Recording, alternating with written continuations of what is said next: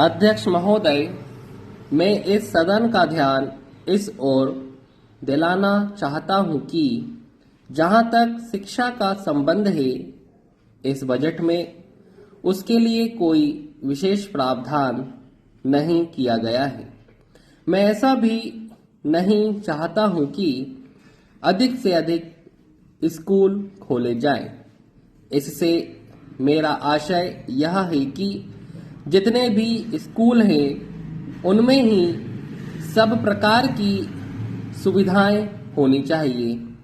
समय के अनुसार जो परिवर्तन होते रहते हैं उनकी ओर से भी हमें अवश्य ध्यान देना चाहिए।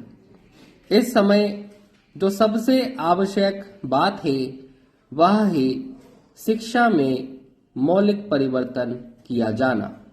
हम सब इस समय लोकतंत्र के युग में रह रहे हैं और यदि हमें लोकतंत्र को सफल बनाना है तो सबसे पहले हमें ऐसे नागरिकों की जरूरत है जिन्हें अपने अधिकारों और कर्तव्यों का अच्छी तरह से ज्ञान हो। महोदय, मैं अपने माननीय मंत्री जी का धन्यवाद करना चाहता हूं जिन्होंने बजट भाषण दिया है और अपनी नीतियों की घोषणा की है। इस बजट से अवश्य ही परिवर्तन आएगा और हमें पूरा विश्वास है कि यह देश को एक नई दिशा प्रदान करेगा। इस बजट भाषण को सुनने से यह पता लगता है कि समाज के सभी वर्गों को इसमें स्थान दिया गया है। भारतवर्ष एक कृषि प्रधान देश है और मैं समझता हूं कि इस बजट को तैयार करते समय यह पूरा प्रयत्न किया गया है कि इससे ग्रामीण अर्थव्यवस्था को पूर्ण बल मिल सके।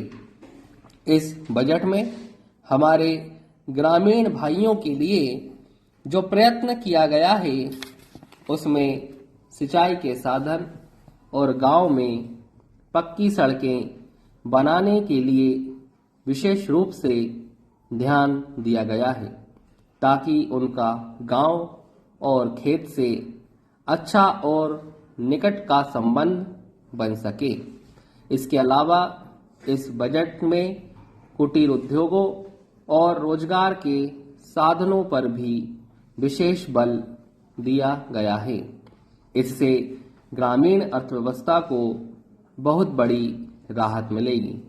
महोदय, इस अवसर पर मैं आपका ध्यान एक बात की ओर आकृष्ट करना चाहता हूं।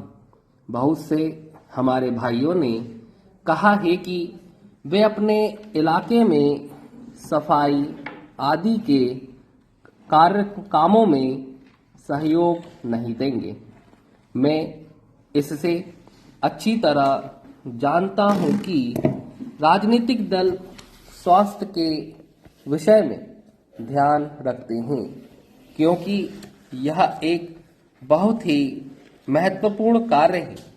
मैं आशा करता हूं कि इससे राजनीति का कोई रंग नहीं आना चाहिए। इसमें सब सदस्यों को सहयोग करना चाहिए।